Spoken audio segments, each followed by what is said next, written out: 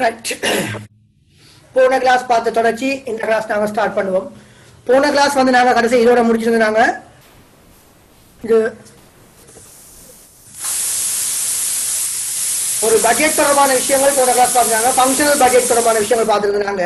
அதில் நாங்க முதலாவது பார்த்தாங்க இன்டர் கனெக்ஷன் பிட்வீன் பட்ஜெட் பார்க்கறதுக்கு முதல் பார்த்தாங்க பிரின்சிபல் பட்ஜெட் ஃபேக்டர்ஸ் நாங்க ஐடென்டிஃபை பண்ணிக்கொள்ளணும் சொன்னான். எங்களோட பிரின்சிபல் பட்ஜெட் ஃபேக்டர் யாராக இருப்பார் என்று சொன்ன பிள்ளைகள் சேல்ஸ் பட்ஜெட் விற்பனை பார்த்துறாங்க. அதுக்கு நாங்க ஃபங்க்ஷனல் பட்ஜெட் தொழிற்பாட்டு பாதுகள் எடுக்க வைக்கிறோம்னு சொல்லியிருக்க. தொழிற்பாட்டு பாதுகள்ல எத்தனை வகையான பாதுகள் இருக்கும்னு சொன்னாங்க. ஒரு ப்ரொடக்ஷன் பட்ஜெட் இருக்கும், உற்பத்தி பாதுகாடு இருக்கும், மெட்டீரியல் யூசேஜ் பட்ஜெட் இருக்கும், மூலப்பொருள் பாவனை பாதுகாடு இருக்கும், மெட்டீரியல் பர்ச்சேஸ் பட்ஜெட் இருக்கும், மூலப்பொருள் கொள்வரவு பாதுகாடு இருக்கும் பிள்ளைகள். அதை விட பாத்தீங்கன்னா லேபர் பட்ஜெட் இருக்க போது, ஓவர்ஹெட் பட்ஜெட் இருக்க போகுதுன்னு சொல்லி நாங்க பாத்துறாங்க இல்லையா. அந்த விஷயங்கள் தான் இன்னைக்கு நாங்க டீப்பா பார்க்க போறோம். தான் கால்குலேஷன் பார்ட் வரப்போகுது பிள்ளைகள். அதே மாதிரி பாத்தீங்கன்னா கேஷ் பட்ஜெட் இருக்கும், மாஸ்டர் பட்ஜெட் இருக்கும் பாக்குறாங்க. பிரதான பாதுகாடு ரெண்டு பேர் இருப்பினர். பாதுகாட்டு லாபரட்ட கணக்கு மற்றது பாதுகாட்டு நிதிநிலைமை கூட்டுன்னு பாக்குறாங்க இல்லையா. Budget profit and loss account, budget statement of financial position பாக்குறாங்க. சோ இன்னைக்கு நாங்க பார்க்க போற விஷயம் இந்த பட்ஜெட் ஃபங்க்ஷனல் பட்ஜெட் செய்ய வலிக்கிறீங்க என்னென்ன விஷயங்களை செய்வீங்க என்ற விஷயத்தை இன்னைக்கு நாங்க இந்த இன்டர் கனெக்ஷன் எப்படி இருக்க போகுது என்று பார்க்க வலிக்கிறீங்க பிள்ளைகள். பாருங்க, முதலாவது இனிஷியல் பட்ஜெட் டிஸ்கஷன் நடக்கும். அப்ப ஆரம்பத்துல வந்து பாத்தீங்கன்னா ஃபங்க்ஷனல் பட்ஜெட் ப்ரிப்பேர் பண்ணது முதல் எப்படி நாங்க பட்ஜெட் ப்ரிப்பேர் பண்ணோட இனிஷியலாக செய்வீங்க பட்ஜெட் ப்ரிப்பரேஷன் வந்து செய்ய வலிக்கிறீங்க. அப்ப அங்க பார்த்தோம்னா பட்ஜெட் ப்ரிப்பரேஷன் கமிட்டி நான் ஆல்ரெடி உங்களுக்கு படிப்பிச்சிட்டேன். பட்ஜெட் கமிட்டியில யார் யார் இருப்பீங்க, அவையோட ரெஸ்பான்சிபிலிட்டி என்ன விஷயம் எல்லாம் நாங்க போன வாரம் படிச்சினாங்க. So budget preparation committee and the senior management are having a discussion about the prepared described budget statement. So இப்ப யார் பட்ஜெட் கமிட்டி தான் சீனியர் மேனேஜ்மெண்டோட டிஸ்கஸ் பண்ணுவீங்க. This is the significant stage in the budget preparation process because an analytical and practical budget is drafted at this stage. அப்ப இதுல ஒரு draft down செய்வீங்க. இப்படி தான் இருக்க போகுது. அப்ப அந்த டிராஃப்ட் வச்சுக்கிட்டு என்ன செய்வீங்க, ஃபைனலா அடுத்த விஷயம் வேலையை செய்வீங்க. அடுத்தது கோஆர்டினேஷன் அண்ட் ரிவ்யூவல் ஆஃப் பட்ஜெட். இப்ப என்ன நடக்க போகுதுன்னா prepared budgets are directed to manager or managers. Reference is done at this stage. If changes are needed, corrections are done at this stage and sometimes several amendment may take place. சில amendment draft பண்ணி வச்சுக்கணும்னு சொல்லி coordinate பண்ணிக்க review சில amendment சேர்த்துக்கொள்ளுங்கள். அந்த amendment நடக்க போகுது. அப்புறம் அமெண்ட்மெண்ட் செய்த அப்புறம் டிராஃப்ட் பண்ணி அப்புறம் அமெண்ட்மெண்ட் செய்த அப்புறம் என்ன நடக்கும்னு சொன்னா ஃபைனல் அப்ரூவல் கொடுப்பீங்க. மூன்றாவது நடக்க போகுது ஃபைனல் அப்ரூவல் நடக்கும். இதை ஞாபகம் இந்த கனெக்ஷன் ஞாபகம் வச்சுக்கணும். சம்மரைஸ்ட் மாஸ்டர் பட்ஜெட் உங்களுக்கு மாஸ்டர் பட்ஜெட்ல ரெண்டு பேர் இருப்பீங்க. Budget profit and loss account, அதே மாதிரி பட்ஜெட் ஃபைனான்சியல் பொசிஷன் இல்லையா. பாதுகாட்டு லாபரட்ட கணக்கு ரெண்டாவது பாதுகாட்டு நிதிநிலைமை கூட்டியிருக்கும் பிள்ளைகள். Summarized master budget is prepared once the parties are agreed after having the decisions about functional budget. This includes budget profit and loss statement. Master budget and statement of financial position. Budget is communicated to the lower parties after the approval of the master budget. Finally, approved master budget can be considered as the recommendation for the ongoing process with plans and implementation. அப்ப இதை approve பண்ண அப்புறம் final approval அப்புறம் ongoing ரிவ்யூக்கு போவீங்க. நாலாவது என்ன செய்யப்பட்ட பிள்ளைகள் ongoing ரிவ்யூக்கு போவீங்க. தமிழ் மீடியாக்காரர்கள் தமிழ் மீடியா டியூட்டர் இருக்கு, கூகுள் கிளாஸ் ரூம்ல ஷேர் பண்ணிருக்கு தமிழ் மீடியம் இங்கிலீஷ் மீடியமும். அந்த டியூட்டர் நீங்க டவுன்லோட் பண்ணிருக்கலாம் பிள்ளைகளா. Right. நாலாவது ongoing review. Budgeting process does not end up with the final approval received for the budget. Actual result should be compared with the budget result predictably in order to ensure that actual operations are conducted as pre-planned. அப்ப பாத்தீங்கன்னா budget வந்து ஆக்சுவலோட மொத்தம் review பண்ணுவீங்க. இவங்க control process எல்லாம் இருக்குதா இல்லையா. பிறகு பார்த்தா corrective action should be taken in order to prevent the occurrence of them in future in a situation where are the variance. அப்ப இதுல இருந்தா ongoing review ல இருந்தா என்ன கண்டுபிடிக்கணும் சொன்னா வேரியன்ஸ் நாம கண்டுபிடிக்க வைக்கிறோம் பிள்ளை. Presented within the scope of management.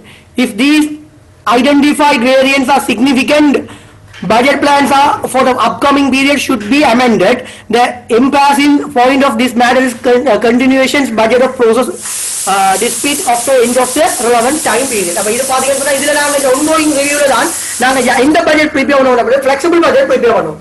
இந்த flexible budget தனியா படிப்போம். அங்க வேரியன்ஸ் வச்சுக்கிட்டா நாங்க flexible budget என்ன செய்வோம், நெகிழ்வு பாதுகாப்பு என்ற ஒரு விஷயம் நாங்க பார்த்துக்கொள்வோம் பிள்ளைகள். இப்ப இவ்வளவும் நாங்க இனிஷியலா பார்த்த ஒரு விஷயம். இனி நாங்க ஃபைனலான தியரிக்கு ஏரியாக்கு வர போறோம் பிள்ளைகள். Top bottom approach என்ற விஷயத்துக்கு வர போறோம். Top bottom approach மேலிருந்து கீழான அணுகுமுறை என்று சொல்லுவோம் தமிழ்ல. Top bottom approach பிள்ளைகள் நீங்க பாருங்க, இந்த top bottom approach வரைக்கும் உங்களுக்கு தெரியும் ஒரு மேனேஜ்மெண்ட் ஹைரார்கி உங்களுக்கு தெரியும் இல்லையா, ஒரு பாக்கேக்க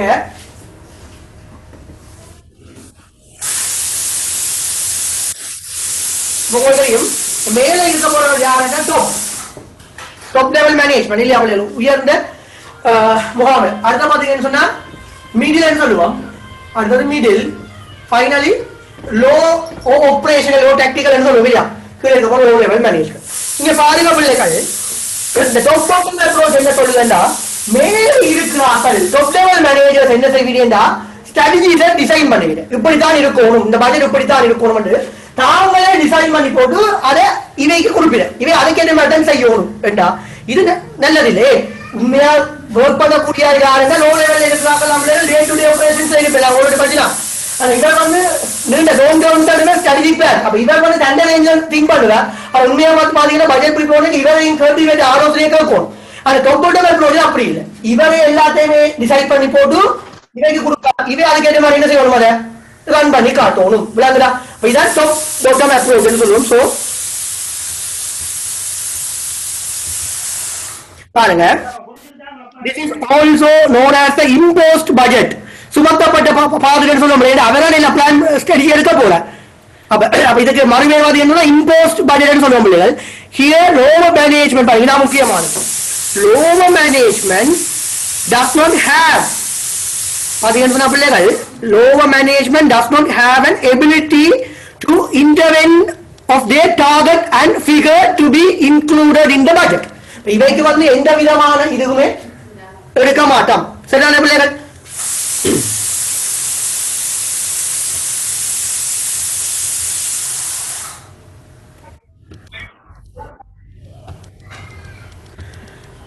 பாருங்க, இந்த பட்ஜெட் நாங்க என்ன சொல்லுவோம்னா இம்போஸ்ட் பட்ஜெட் சொல்லுவோம் பிள்ளைகள். பார்க்கணும். இங்க என்ன முக்கியமான கீ பாயிண்ட்ஸ் ஞாபகம் வச்சுக்கோங்க. இங்க வந்து பிளானிங் எல்லாம் யாரால மேற்கொள்ளப்படும் என்றால் டாப் லெவல் மேனேஜ்மெண்டால மேற்கொள்ளப்படும். யாருக்கு பார்ட்டிசிபென்ட்ஸ் ரைட்ஸ் இருக்காது பிள்ளைகள், லோ லெவல் மேனேஜ்மெண்ட்டுக்கு பார்ட்டிசிபென்ட் ரைட்ஸ் இருக்காது. அவையில டார்கெட் தொடர்பான விஷயங்கள் கேட்க மாட்டேன். அவை டார்கெட் வச்சு போட்டு நீங்க ரன் பண்ணுங்கன்னு சொல்லுவீங்க. இப்ப நான் ஆஃப்டர் என்னோட லைஃப்ல பார்க்க பிள்ளைகள், நான் யூனிவர்சிட்டி முடிச்ச கையோட நான் ஒரு ஃபைனான்ஸ் கம்பெனிக்கு வேலைக்கு போனேன். முதலாவது ஃபைனான்ஸ் கம்பெனி எனக்கு முதலாவது மாதமே அந்த டார்கெட் பாத்தீங்கன்னு சொன்னா 2.5 மில்லியன் செய்து காட்டணும் தான்.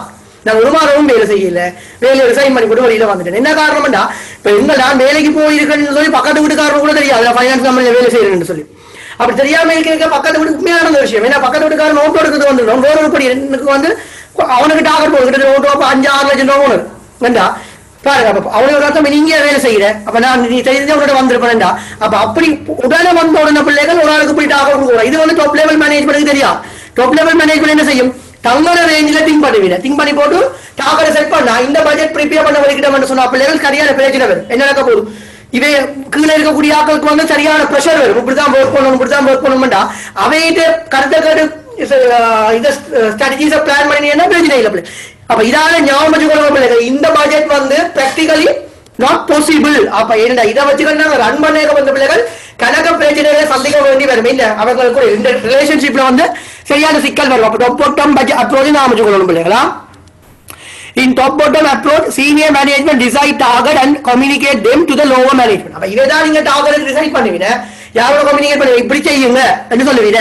அப்ப ஞாபகம், அப்ப இதுக்கு ஆப்போசிட்டான பட்ஜெட் யாரு பிள்ளைகள், பாட்டம் அப் அப்ரோச். அப்ப இதுக்கு ஆப்போசிட்டான பட்ஜெட் என்ன வர போகுது? அப்ப ஞாபகம் எம்சிக்குள்ள உங்களுக்கு அதிகமாக கேட்கக்கூடிய ஏரியா பிள்ளைகளா இதெல்லாம். பட் டார்கெட் அப்ப இதை பாத்தீங்கன்னா ஞாபகம் அடுத்தது பாத்தீங்கன்னா பாட்டம் அப் அப்ரோச். அப்ப இதுக்கு ஆப்போசிட்டா வர போகுது. அப்ப இது நடக்க போகுது சொல்ல பாருங்க பிள்ளைகள். பண்ண முடியல. அப்ப இதுக்கு நாங்க நல்ல ஒரு பேர் சொல்லலாம், பார்ட்டிசிபேட்டிவ் பட்ஜெட்டிங் சொல்லுவோம். பங்கு பெற்றும் பாதுகாடு சொல்லுவோம் பிள்ளைகள். அது வந்து சுமத்தப்பட்ட பாதுகாடு என்ன இம்போஸ் பட்ஜெட் பாத்துறாங்க. இது பார்ட்டிசிபேட்டிவ் பட்ஜெட்டிங் பங்கு பெற்றும் பாதுகாடு என்று சொல்லுவோம். This approach is sometimes known as the participative budgeting. In this approach, lower management has the ability to intervene of their target and figures to be included in this budget. அப்ப பாருங்க இதைக்கு வந்து approach கொடுப்பா, நீங்க சொல்லுங்க உங்களோட target என்ன, உங்களோட figure என்ன இருக்கும் என்று இவைக்கு வந்து செய்யப்பட போகிற பிள்ளைகள் நல்ல சாட்டிஸ்ஃபைட் இருக்கு. நாங்க சொல்றதை கேட்டு அவங்க வேலை செய்யறாங்களே அந்த ஒரு சாட்டிஸ்பிகேஷன் இருக்க போது இல்லையா. Plenty of benefits can be obtained by having the contribution of the lower management or workers in target setting process. பாருங்க இது சில விஷயங்கள் இருக்க போது பாருங்க. முதலாவது they accept target willingly and decided to achieve target due to the presence of their contribution in target setting process. இது characteristic இருக்க பிள்ளைகள் வாசிச்சு கொள்ளுங்கள். This reduce the knowledge gap. Lower management has more details than senior management. முன்னையா பாத்தீங்கன்னா பிள்ளைகள் senior மேனேஜ்மெண்ட்ல இருக்கிறாங்க விட கீழே இருக்கிறார்கள் தான் கூட நாலேஜ் இருக்கும். ஏன்னா அவங்க ஒர்க் பண்ண போறாங்க. மேலே இருக்கிறார்கள் ஜஸ்ட் சைன் பண்றதுதான் வேண்டிய வேலை. ஆனா உடனே வேலை செய்யக்கூடியவங்களுக்கு யார் பிள்ளைகள் லோவர் லெவல் மேனேஜ்மெண்ட். அப்ப அவங்களுக்கு தான் கூட நாலேஜ் இருக்கும். யாரை விட இந்த பிராக்டிகல் இஷ்யூஸ் எல்லாம் தெரியும். இப்படி செய்தா என்ன நடக்கும்னு சொல்லி பிள்ளை ரொம்ப கடைக்கு போட மாட்டா கூட கடையில இருக்க முதலாளிக்கு என்ன தெரியும். அவன் ஜாஸ்தி அந்த கல்லாப்படியில் இருப்ப ஒரு சாமான் கடை வேலை செய்யறாங்க. இது என்ன பிரைஸ் போகும். அப்ப கூடுதலான நாலேஜ் வந்து யாருக்கு இருக்கும் பிள்ளைங்க அந்த இந்திய நாலேஜ் லோவர் லெவல் மேனேஜ்மெண்ட்டுக்கு தான் இருக்கும். சீனியர் மேனேஜ் ஆனா இதான் சீனியர் மேனேஜ்மெண்ட் அக்செப்ட் பண்ண மாட்டேங்க. தங்களுக்கு நாலேஜ் அவ்வளவு கோவண்டு யாரும் ஏற்றுக்கொள்ள மாட்டேன் பிள்ளைகள். ஆனா பிராக்டிகலி வாக்கிக்க லோவர் மேனேஜ்மெண்ட் தான் நாலேஜ் சீனியர் மேனேஜ்மெண்ட் கூட வாங்க இருக்கும் பிள்ளைகள். Regarding input and output relationship and practical limitation in operational level. Practical வரக்கூடிய limitations எல்லாம் lower management தான் தெரியும் பிள்ளைகள்.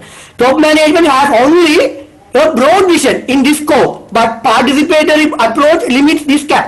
இவருக்கு பார்த்து சீனியர் மேனேஜ்மெண்ட்டுக்கு நீண்ட கால ஸ்ட்ராட்டஜியை தீர்மானிக்க தெரியுமே தவிர அதை நடைமுறைப்படுத்த இஷ்யூஸ் எனக்கு தெரியும் பிள்ளைகள். அப்ப இதால எந்த பட்ஜெட் நல்ல உங்களுக்கு பாட்டம் அப் அப்ரோச் நல்ல இப்ப டொப்புக்கு போனா அவர் நடைமுறைப்படுத்த முடியாத ஸ்ட்ராட்டஜியில கொண்டுட்டேன்னா எங்களால் ஒன்றுமே செய்ய முடியாது பிள்ளைகள். அடுத்தது target creates optimistic attitudes and motivation. This will be the reason not to reject target and to increase efficiency too. பாத்தீங்கன்னா டார்கெட் அச்சீவ் பண்ணக்கூடிய மாதிரி தான் செய்வாங்க. என்ன லோ லெவல் மேனேஜ்மெண்ட் கூப்பிடுக்க அவங்க இப்படி செய்தா தான் நாங்க இதை நடைமுறைப்படுத்தலாம்னு இங்க வந்து என்ன ஆபரேஷனை பாக்க எஃபிஷியன்சியா இருக்கும் பிள்ளைங்க. எது ஒப்புடைக்க பாட்டம் அப்ரோச் ஒப்புடைக்க பாட்டம் அப் அப்ரோச் எப்படி இருக்கும் பிள்ளைங்க நல்லதாக இருக்கும். அப்ப ரெண்டாவது விஷயம் உங்களுக்கு விளங்கி இருக்கும். என்ன மூன்றாவது வரும் அப்படியே இன்கிரிமெண்டல் பட்ஜெட் அதிகரிக்கும் பாதுகாப்பு சொல்லுவோம் பிள்ளைகள். Incremental budget this is also known as the traditional approach of budgeting. அப்ப இதுக்கு மறுபேர் என்ன பிள்ளைகள் traditional approach of budgeting பாரம்பரிய பாதுகாப்பு ஒரு அணுகுமுறைன்னு சொல்லுவோம் பிள்ளைகள். இன்கிரிமெண்ட் இது ஒண்ணுமே இல்ல பிள்ளைகள். அப்ப இது என்ன செய்வாங்க இன்கிரிமெண்டலுக்கு வரைய பிள்ளைகள். இங்க பாருங்க பட்ஜெட் ப்ரிப்பேர் பண்ண வரைக்கும் யோசிப்பான். ஓகே மார்க்கெட்டிங்க்கு 2020 2021 ப்ரிப்பேர் பண்ண பண்ணுவீங்க. 20 மில்லியன் படிச்சிருக்கான். ஒவ்வொரு வருஷமும் பட்ஜெட் ப்ரிப்பேர் பண்ண ஒவ்வொரு காலப்பகுதியில நாங்க பட்ஜெட் ப்ரிப்பேர் பண்ணிக்க அந்த பட்ஜெட் ஃபிகர் இன்க்ரீஸ் ஆகிட்டு போகும். இவருக்கு 20 மில்லியன் 2020 கொடுத்தோம்னா 2021 10 மில்லியன் இன்க்ரீஸ் பண்ணி 20 மில்லியன். அப்புறம் 2021 ப்ரிப்பேர் பண்ணா 10 மில்லியன் மட்டும் 24.2 மில்லியன். அப்ப ஒவ்வொரு முறையில வந்து பிள்ளைகள் பட்ஜெட் வந்து ஒரு சர்டன் ப்ரொபோர்ஷன்ல வந்து நாங்க இன்க்ரீஸ் பண்ணிக்கிட்டு போறோம்டா. அது என்ன பட்ஜெட்டா இருக்க போது பிள்ளைகள் இன்கிரிமெண்டல் பட்ஜெட்டாக இருக்கும். கொஞ்சம் அமைச்சுக்கணும். இன்கிரிமெண்டல் பட்ஜெட் பிள்ளைகள் ஒவ்வொரு வருஷமும் நாங்க ப்ரிப்பேர் பண்ணிக்க ஒரு சர்டன் அமௌண்ட் பட்ஜெட் நாங்க என்ன செய்ய பிள்ளைகள் பட்ஜெட்டை இன்க்ரீஸ் பண்ணிக்கிட்டு போறோம்டா. அது என்ன பட்ஜெட்டாக இருக்க போது பிள்ளைகள் இன்கிரிமெண்டல் பட்ஜெட்டாக இருக்கும். கொஞ்சம் அமைச்சுக்கொள்ளணும் பிள்ளைகளா. சோ இன்கிரிமெண்டல் பட்ஜெட் வரைக்க அதிகரிக்கும் பட்ஜெட் வரைக்கும் பாருங்க. This is also known as the traditional approach of budgeting. Here all figures are budgeted on the incremental basis. It means budget for the next year is prepared by considering the budgeted current figures for the current operations and activities. New budget is prepared based on these figures and adjustments made for the expectation of the next year. அப்ப current figure வச்சுக்கிற next year குரிய expectation போயிடுது. The main disadvantages of this approach is consistency of expenses which are not directly related to the production. பாத்தீங்கன்னா இதான் பெரிய பிரச்சனை பிள்ளைங்க. இப்ப நாங்க ஒவ்வொரு எக்ஸ்பென்ஸ் கூட்டிட்டு போக போறோம். சில எக்ஸ்பென்ஸ் தேவை இல்லாமல் செலவழிப்போம் பிள்ளைங்க. டிரெக்டா தொடர்படாதது கூட காசு கூட கொடுக்கணும். இங்க எஃபிஷியண்டா ஒர்க் பண்றவங்க வந்து பிள்ளைகள் என்கரேஜ் பண்ண மாட்டாங்க. இப்ப எஃபிஷியன்ட் டிபார்ட்மெண்ட் எல்லாருக்குமே ஒரே அளவு தான் அதிகரிப்பு பெற வேண்டாம், யாருமே எஃபிஷியண்டா ஒர்க் பண்ண மாட்டாங்க இல்லையா? அது இங்க இன்கிரிமெண்ட் பட்ஜெட் இருக்க ஒரு பிரச்சனை. It limits the scope for the growth of business. அப்ப business growth லிமிட் பண்ணிடுவேன். நாங்க வேலை செய்யறோமோ இல்லையோ உங்களுக்கு இன்கிரிமெண்ட் வரும்னு சொன்னா பிள்ளைகள் யாருமே ஒழுங்கா வேலை செய்ய மாட்டாங்க இல்லையா? Even though the budget is prepared for the future period, this approach uses historical record. இது வந்து சும்மா பிள்ளைகள் ஒரு வரலாற்று நோக்கத்துக்காக நாங்க செய்யலாமே தவிர, this is the main criticism that budget specialists are carrying forward against this approach. New approach have been developed with the purpose of dealing the defect of traditional approach and increasing efficiency in prepared budget. See, அப்ப இதுல இருக்க போற பிரச்சனை எல்லாம் ரெண்டு budget prepare பண்ண வலிக்கிட்டோம். என்னன்னா zero base budget, சுழி அடிப்படை பாகுதல், பூச்சி அடிப்படை பாகுதல் அண்ட் ஆக்டிவிட்டி பேஸ் பட்ஜெட், செயற்பாடு அடிப்படை பாகுதல் ரெண்டு பேர் இதுல இருக்க. இது அடிஷனல் தான் இன்கிரிமெண்டல். அது மொடல்ல வந்து பிள்ளைகள் ரெண்டு பேரும் புதுசா பண்ணலாம். யாரு ZBB ன்னு சொல்லுவோம், ஜீரோ பேஸ் பட்ஜெட்டிங், அடுத்தது ABB ன்னு சொல்லுவோம், ஆக்டிவிட்டி பேஸ் பட்ஜெட்டிங் சொல்லி ரெண்டு பேரை கொண்டு வந்தோம். அப்ப ரெண்டு பேரும் பார்த்தோம்னா சரி. அடுத்தது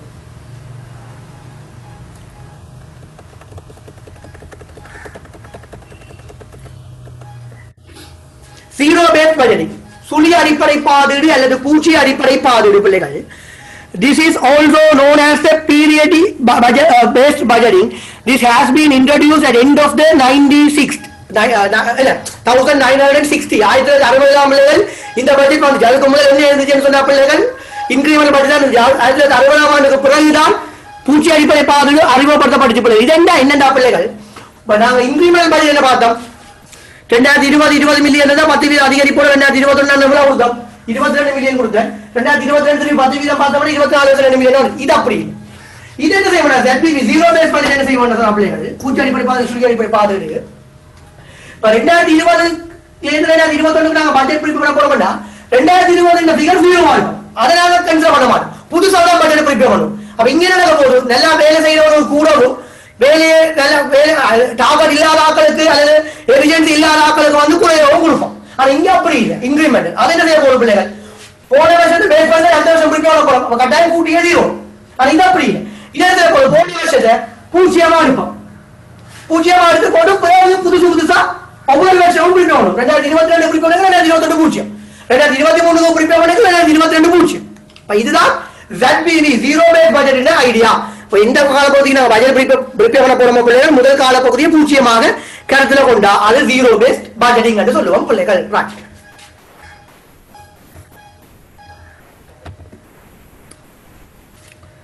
A fresh budget should be prepared according to the each situation and each requirement. பாருங்க, ஒவ்வொரு காலப்பகுதிக்கும் வந்து நாங்க புதுசான ஒரு பட்ஜெட் ப்ரிப்பேர் பண்ணோம். இன்கிரிமெண்ட் அப்படி இல்லை, அதை பார்த்தோம்னா அதுல 10% கூடுதல் கண்டுபிடிப்போம். அந்த zero base budgeting each activity of the organization should be inspected and justified. அப்ப ஒவ்வொரு ஆக்டிவிட்டியை நான் இன்ஸ்பெக்ட் பண்ணுவோம். ஓகே, அதுல திருப்தி இருந்தா மட்டும் நாங்க அலோகேட் பண்ணுவோம், திருப்தி இல்லாத அலோகேஷன் இருக்காது பிள்ளைகள். Alternatives should be considered despite of any relative information or basis. ஏதாவது இது ஆல்டர்னேட்டிவ் இருந்தா புதுசா கொண்டு வரோம். இன்கிரிமெண்ட் அப்படி இருக்கிறது தான் நாங்க மர்ஜ் பண்ணிக்கணும் போவோம். Result should be reviewed independently. ஒவ்வொரு ரிசல்ட்டே நான் ரிவ்யூ பண்ணுவோம். ஏன்னா அவன் நல்ல ரிசல்ட் இருந்தா அடுத்த முறை அவருக்கு அலோகேஷன் கொடுப்போம். ரிசல்ட் பேடா இருந்தா அவருக்கு அலோகேஷன் போகாது. Maximum attention is obtained for new alternative. ஒவ்வொரு ஆல்டர்னேட்டிவை நாங்க மேக்ஸிமமா திங்க் பண்ணி இருப்போம் பிள்ளைகள். அடுத்து benefits of zero based budgeting.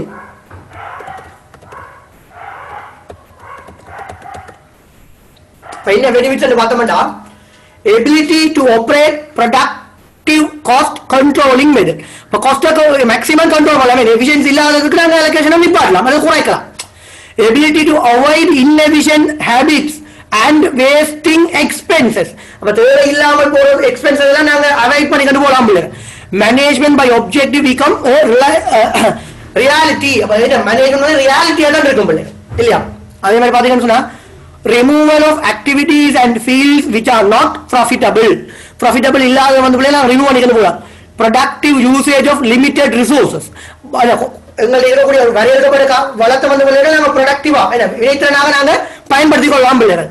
deep reviewal and justification of every task. ஒவ்வொரு டாஸ்கையும் டீப்பா ரிவ்யூ பண்ணுவோம், அப்புறம் ஜஸ்டிஃபை பண்ணுறான்னு நாங்க பார்த்துக்கிட்டு இருப்போம் பிள்ளைகள். best options of accomplishment of task are confirmed and new ideas are included. அப்ப புது ஐடியாஸ் வந்து என்ன செய்யணும் பிள்ளைங்க include பண்ணப்படும் பிள்ளைங்க. அடுத்து strong communication and coordination within the organization is maintained.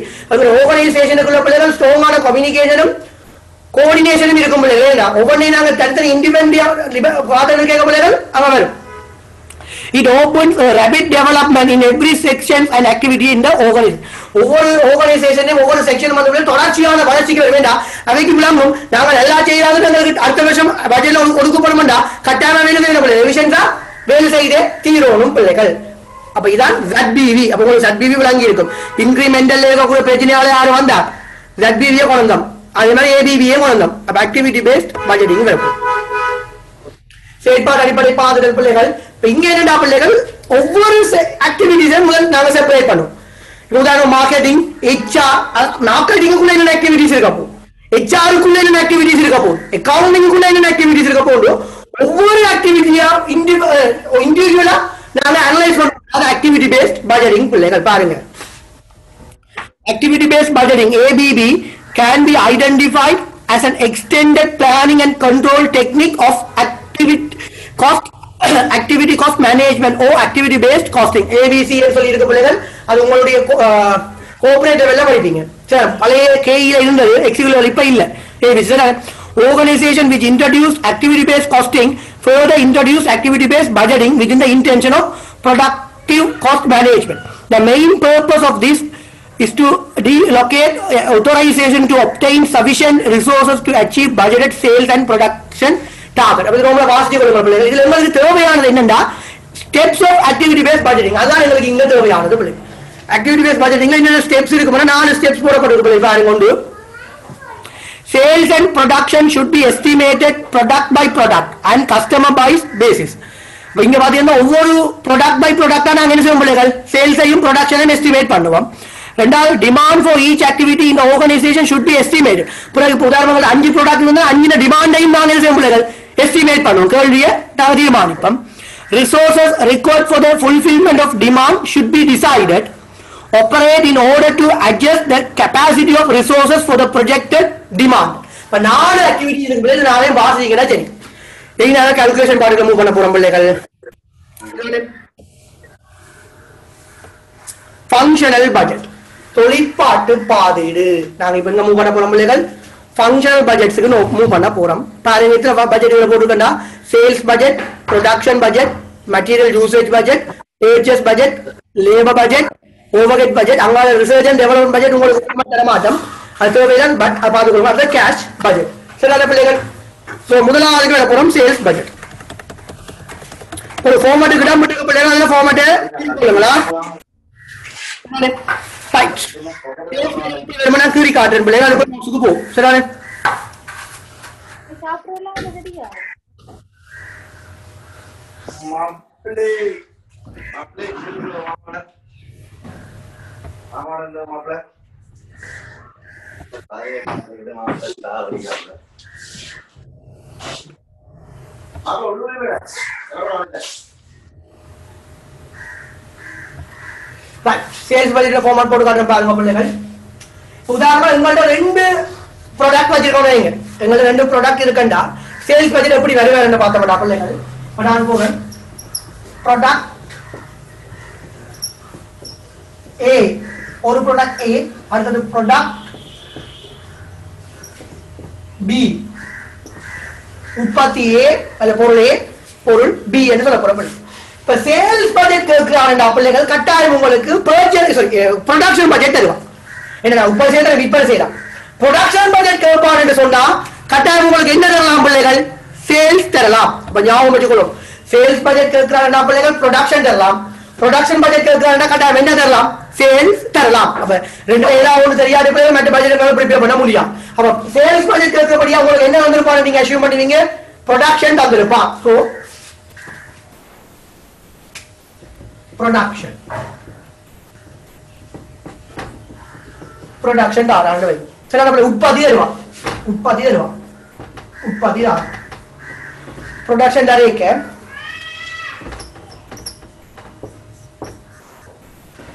என்ன செய்யணும் சொன்ன பிள்ளைகள், ப்ரொடக்ஷன்ல இருந்து சேல்ஸுக்கு எப்படி போகலாம் என்ற ஸ்டாக் அட்ஜஸ்ட் பண்ண வேண்டியது இருக்கும். எப்படி நாங்க ப்ரொடக்ஷன்ல இருந்து சேல்ஸுக்கு போகலாம்?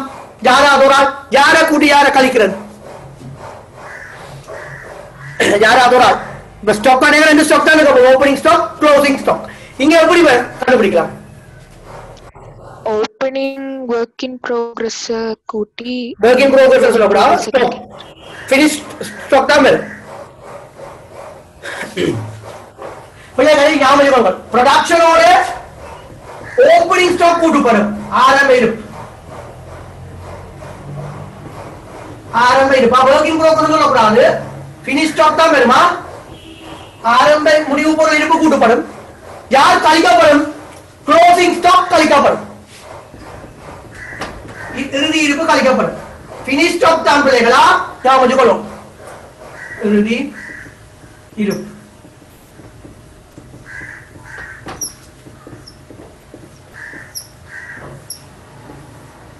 இப்ப நாங்க யாரை எடுப்போம்டா? சேல்ஸ் எடுப்போம். ஓகே, கிரீன் கலர் சரியே இல்லையாக்கும். சோ ப்ரொடக்ஷன் உற்பத்தி பிள்ளைகள் இங்க வர போல ஓப்பனிங் ஸ்டாக் ஆரம்ப இருப்பு வந்து கூட்டு ஃபினிஷ் ஸ்டாக்கா தான் இருக்கும் பிள்ளைகள். மைனஸ் இது ஆட் பண்ண opening stock minus closing stock இறுதி இருப்பு கழிக்கப்படும் பிள்ளைகள். கழித்தால் எங்களுக்கு என்ன வருது? சேல்ஸ் வருவார், விற்பனை வருவார் பிள்ளைகளா. சேல்ஸ் விற்பனை வருவார். இதோட விடையாது இதை நாங்க யாரால பெருக்குவோம்? செல்லிங் பிரைஸ் பெர் யூனிட், அலகொன்றிற்கான விலை, விற்பனை விலையாக பெருக்குவோம் பிள்ளைகள். செல்லிங் பிரைஸ் பெர் யூனிட் பெருக்குனா எங்களுக்கு யார் வருவா? சேல்ஸ் ரெவென்யூ வருவா, விற்பனை வருமானம் வருவா. சேல்ஸ் ரெவென்யூ வருவா, விற்பனை வருமானம், விற்பனை வருமானம் வருவா. நோட் பண்ணிக்கொள்ளுங்கள் பிள்ளைகள், நோட் பண்ணிக்கொள்ளுங்கள், நோட் பண்ணிக்கொள்ளுங்கள். சரிதானே? கணக்குல பார்ப்போம், கணக்கு இருக்கு, கணக்குல பார்க்கலாம். இதை நோட் பண்ணிக்கொள்ளுங்க முதல்.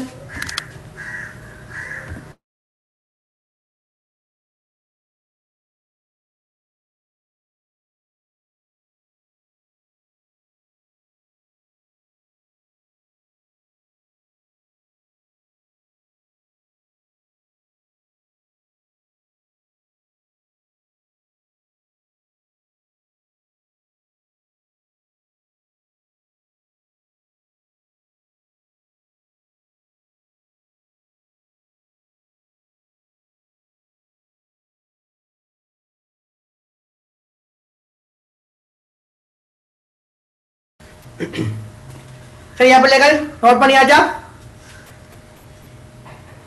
சோ நாங்க டியூட்டுக்கு மூவ் பண்ணுவோம். இப்ப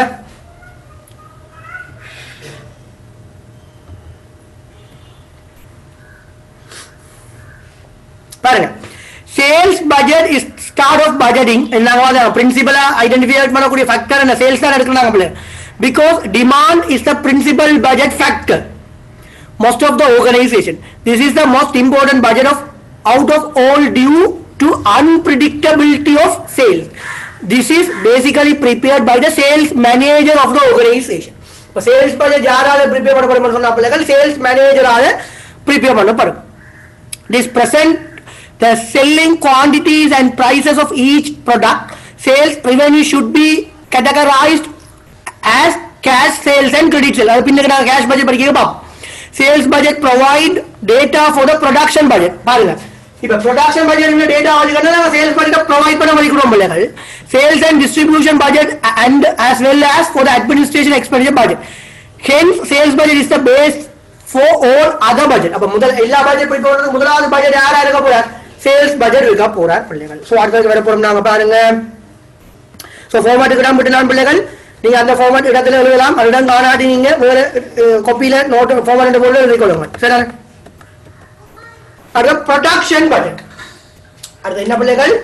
உற்பத்தி பாதீடு. இதை நாங்க ஃபார்மேட்டை பார்த்துட்டு ப்ரொடக்ஷன் பட்ஜெட்டுக்கு வருவோமா?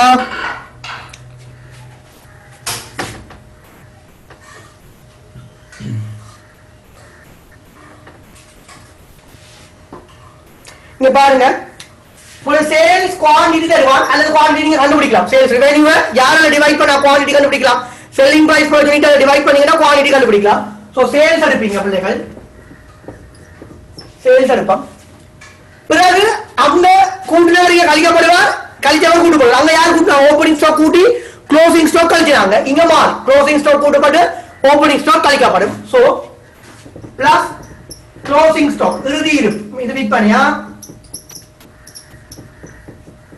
இறுதி இருப்பு மைனஸ் ஓப்பனிங் ஸ்டாக் ஆரம்ப இருப்பு.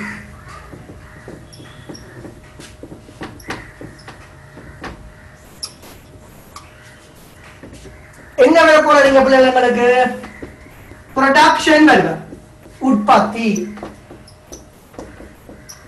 ப்ரொடக்ஷன் வருது. நோட் பண்ணிக்கொள்ளுங்கள் பிள்ளைகள், நோட் பண்ணிக்கொள்ளுங்கள்.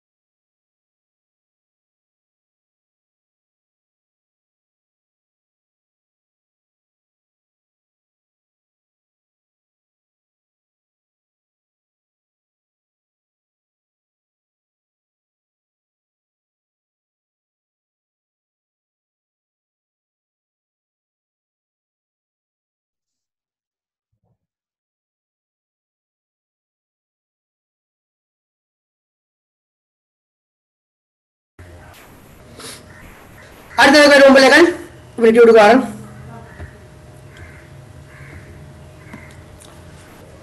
ப்ரொடக்ஷன் பட்ஜெட் இது ரெண்டு விஷயம் இருக்க போகுது.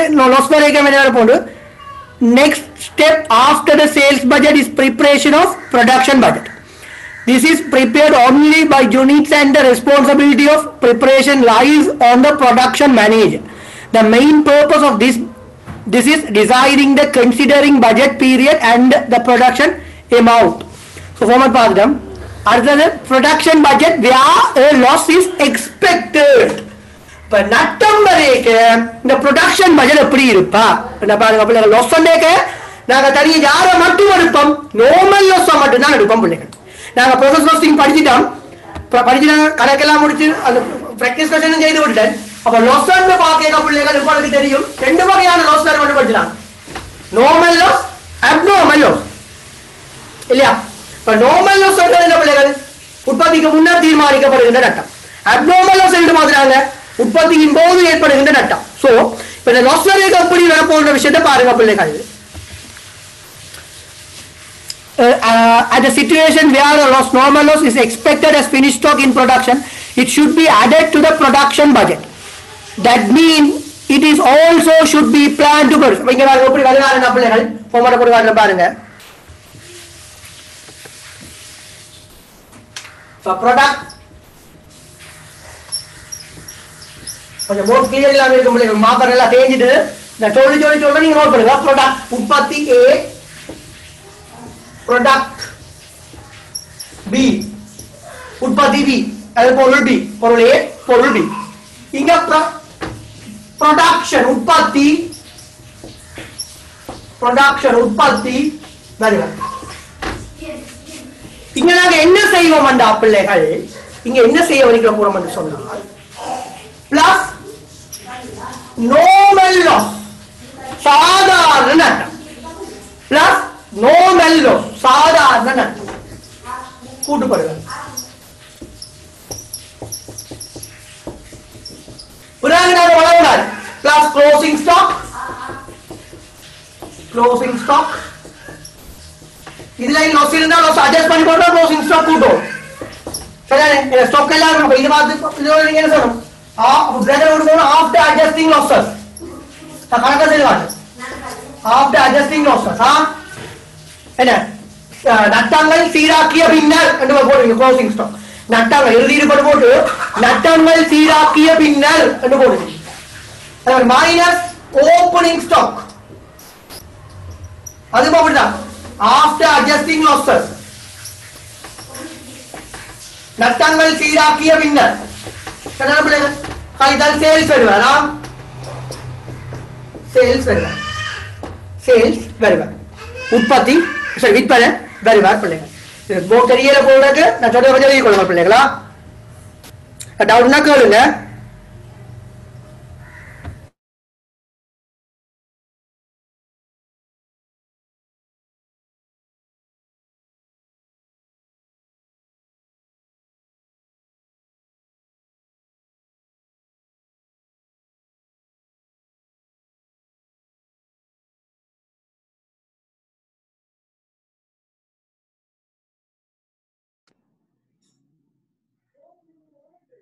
கீழக்கு விற்பனையா வரும் சார்?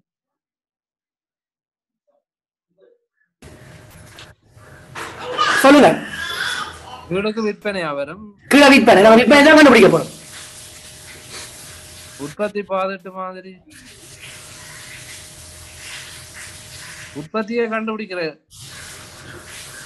நான் உற்பத்தியில இருந்து விற்பனைக்கு போட்டு காட்டிக்கிறேன். சாரி மாறி போட்டுக்க மாட்டேங்கிறேன்னா இது கழிக்கப்படும் இது கூட்டப்படுமா சரியா?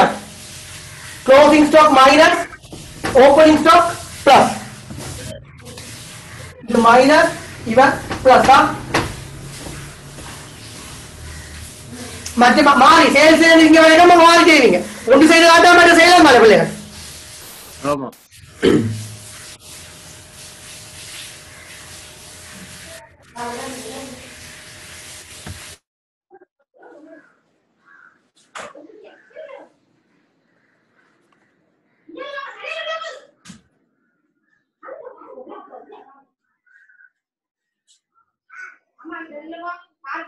அடுத்தது வேணுமா சரியானே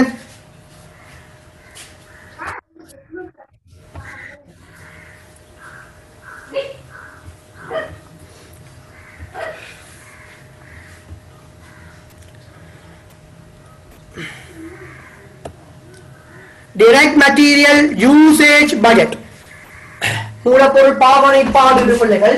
இவ்வளவு நேரமும் நாங்க என்ன செய்யறாங்க பிள்ளைகள் ப்ரொடக்ட் மேல போட்டோம் முடிவு பொருள் மேல போட்டோம். இங்க என்ன நடக்க போறோம் மாறி வர போகுது பிள்ளைகள் ஞாபகம். இவ்வளவு நேரம் நாங்க ப்ராடக்ட் பி போறோம் இங்க மெட்டீரியல் வர போகுது. ஆகவே இங்க என்ன போறோம்னா மேல RM1 போகிறேன் RM2 RM ரோ மெட்டீரியல் பிள்ளைகளா ரோ மெட்டீரியல் 1 ரோ மெட்டீரியல் 2 என்று போடுறேன் சரிதானே. RM1 RM2 ஒன்று போடுறேன் பிள்ளைகள் சரிதானே. இப்ப இங்க என்ன பண்ண ப்ராடக்ட் எடுப்போம். ப்ராடக்ட் உற்பத்தி அல்லது A B எடுக்க போறோம் பிள்ளைகள். ரெண்டு பேரும் இருக்க போகுது. இப்ப இதுல போடுறேன் அதே மாதிரி RM2க்கும் இதுல போடுறேன் A B இந்த ப்ராடக்ட் RM1 RM. இங்க என்ன நடக்கும்னு சொன்னா பிள்ளைகள் யாரோட இருக்கணும் ஒரு யூனிட்டுக்கு எவ்வளவு கிலோகிராம் தேவை அது எவ்வளவு லிட்டர் தேவை வேண்டா பெருக்கல் குறியீடு வருது பிள்ளைகள் சரிதானே. அதை அனைவரும் பெருக்கும் பெருக்கினா இது டோட்டல் வரும்.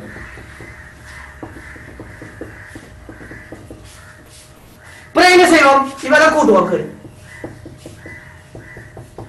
இவரால் என்ன பிள்ளைகள் மெட்டீரியல் யூசேஜ் மூலப்பொருள் பாவனையாக இருப்பார். இதை கூட்டம் சொன்னா இவர் என்னவா இருப்பார் பிள்ளைகள் மெட்டீரியல் யூசேஜ் மூலப்பொருள் பாவனையாக இருப்பார். மெட்டீரியல் யூசேஜ் மூலப்பொருள் பாவனை நோட் பண்ணிக்கொள்ளுங்கள் பிள்ளைகள்.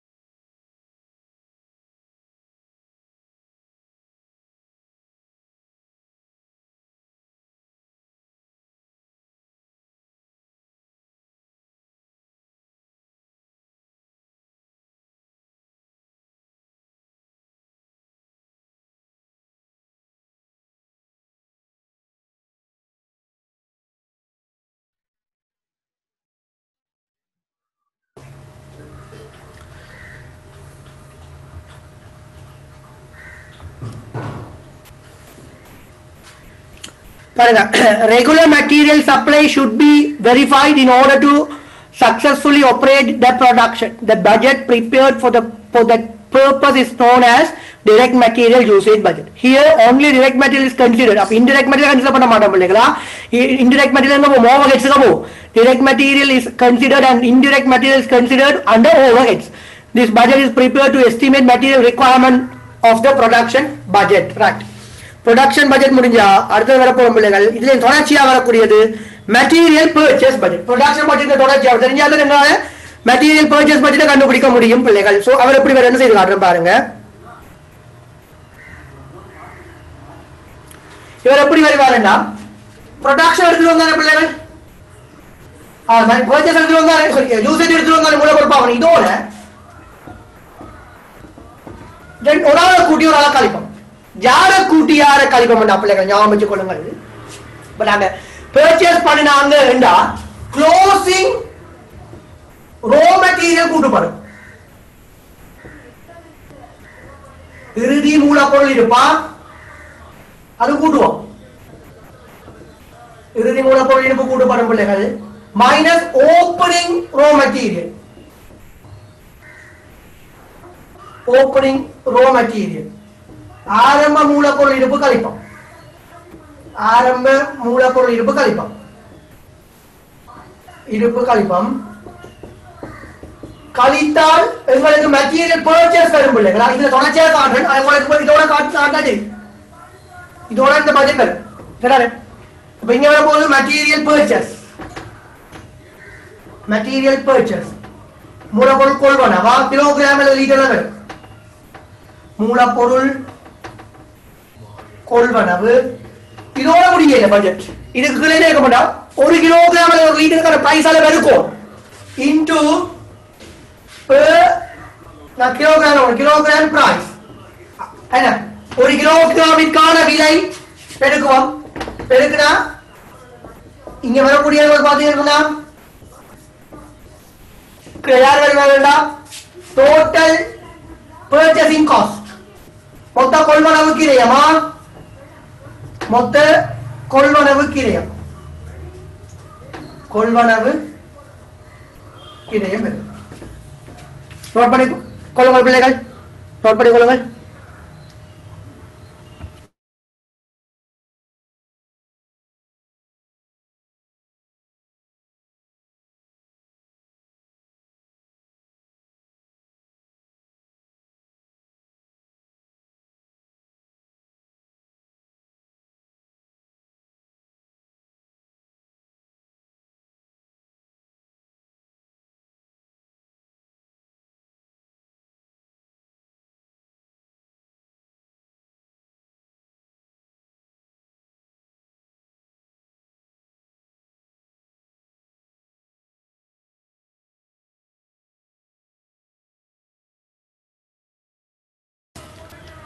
Right. அடுத்தது வருவோம் பிள்ளைகள்.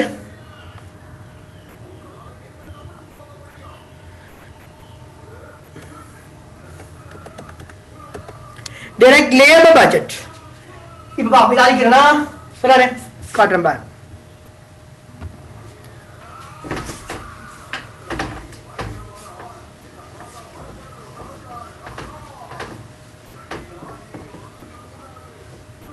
right. லேபர் பட்ஜெட் வரைக்க பிள்ளைகள் அங்க மெட்டீரியல் போட மாதிரி லேபர் போடுமா. நான் L1 L2 போடுறேன்னா லேபர் 1 லேபர் 2 போடுறேன். L1 L2 போடுறேன் பிள்ளைகள். அதே மாதிரி தான் ப்ரொடக்ஷன் வருவா. ப்ரொடக்ஷன் உற்பத்தி இங்க வருவா. அப்போ போட மாட்டேன். இன்டு மல்டிப்ளை பண்ணுவோம் பிள்ளைகள். மல்டிப்ளை பண்ணுவோம். ஒரு அலகுக்கு எவ்வளவு ரிக்வயர்மென்ட் தேவைன்னு சொல்லுவான். அப்ப அதான் எடுப்போம். அப்போ பெருக்கிற டோட்டல் எடுப்போம். அவர்ஸ் எடுப்போம் பிள்ளைகள். இங்க க்ளோசிங் ஸ்டாக் ஓபனிங் ஸ்டாக்ல லேபர்ல இருக்கா சரியான பிள்ளைகள். இப்ப இது வந்து வர போறேன். இப்ப A அது மாதிரி B க்குமா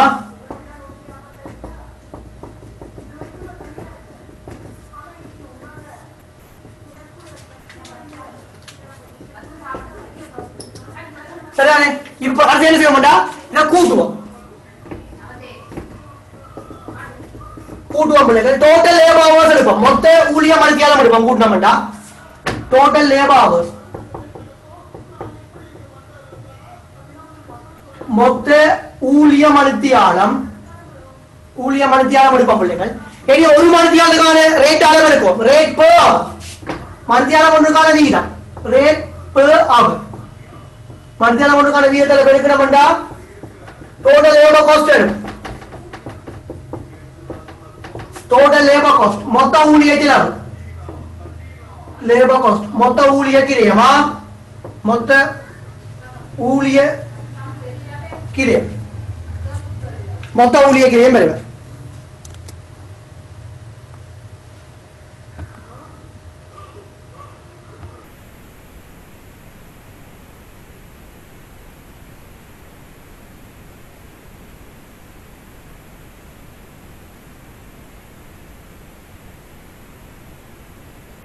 இதை நோட் பண்ணி கொள்ளுங்கள் பிள்ளைகளா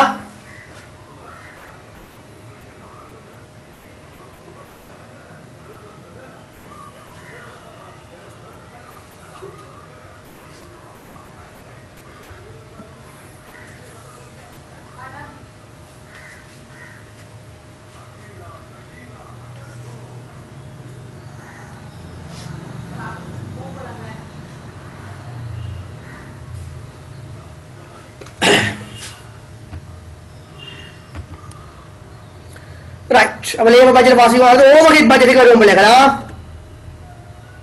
ஓவர்ஹெட் பட்ஜெட் அங்க क्वेश्चंस வர போகுது ஓவர்ஹெட் பட்ஜெட்டுக்கு வருவோம்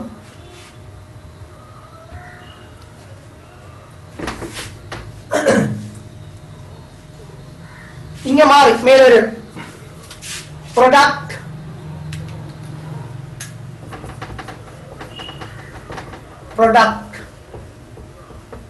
B A product A B என்று வருவார் பிள்ளைகள் இங்க நாங்க என்ன செய்ய போறோம்னா ப்ரொடக்ஷன்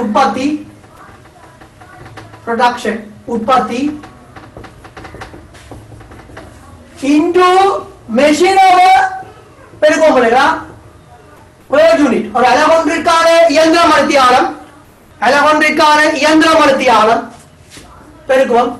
பெருக்குனா total machine hour மொத்த இயந்திர மணித்தியாலம் total machine hour மொத்த இயந்திர மணித்தியாலம் தர rate per machine hour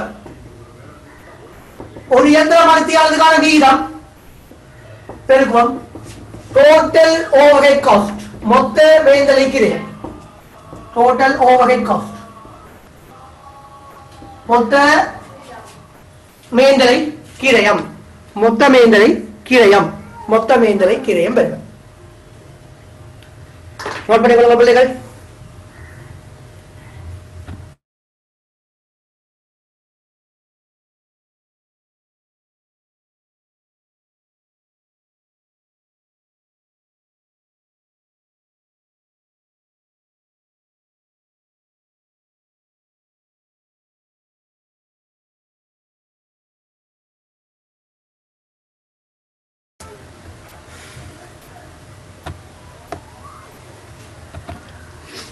right questions இருக்கு பிள்ளைகள் இந்த क्वेश्चन நீங்க தான் செய்ய போறீங்க என்னடா ஃபார்மாட் எல்லாம் உங்களுக்கு தந்துட்டேன் நீங்க இந்த क्वेश्चन செய்ய போறீங்க சரிதானே இந்த क्वेश्चन போட்டுப்பட்டிருக்கு நீங்க இந்த क्वेश्चंस செய்துட்டு வாங்க அடுத்த கிளாஸ் இந்த டியூட் முடிஞ்சிரும் கேஷ் பட்ஜெட் பார்த்தோம்டா அங்க கொஞ்சம் தான் இருக்க போகுது கேஷ் பட்ஜெட் அடுத்த கிளாஸ் முடிச்சிரும் இது நான் இதுக்கு ஆன்சர் அடுத்த கிளாஸ் செய்து காட்டுவேன் நீங்க செய்து வரீங்க ஃபங்க்ஷனல் பட்ஜெட் கேஷ் பட்ஜெட் பார்த்தோம்னு சொன்னா பிள்ளைகள் அடுத்து நாங்க பார்க்க வேண்டியது ஆப்பரேட்டிங் ஸ்டேட்மெண்ட் அதாவது ஃபிளெக்சிபிள் பட்ஜெட் ரெண்டுமே அடுத்த கிளாஸ்ல முடிச்சிருவேன் அடுத்த கிளாஸ் நாங்க மேத்ஸ் ஏரியா இது முடிச்ச உடனே பட்ஜெட் ஏரியா முடிஞ்சிரும் அங்கால ஃபோர்காஸ்டிங் டைம் சீரிஸ் ஃபோர்காஸ்டிங் அப்புறம் பிராக்டிஸ் क्वेश्चंस அப்ப பட்ஜெட் இன்னும் ஒரு டைம் சீரிஸ்க்கு ஒரு கிளாஸ் காணும் அப்ப இது ரெண்டு பிராக்டிஸ் क्वेश्चन மூணு கிளாஸ்ல அல்லது ரெண்டு கிளாஸ்ல 2 ஹவர்ஸ் போடும்போது ரெண்டு கிளாஸ்லயே பட்ஜெட் முடிச்சிடலாம் சின்ன பாடம் ஆனா முக்கியமான பாடம் பட்ஜெட் முடிச்ச மட்டும் சொன்னா பிள்ளைகள் அடுத்தது நாங்க பட்ஜெட் முடிச்ச ஐயோ அடுத்தது நாங்க தொடங்குவோம் பிள்ளைகள்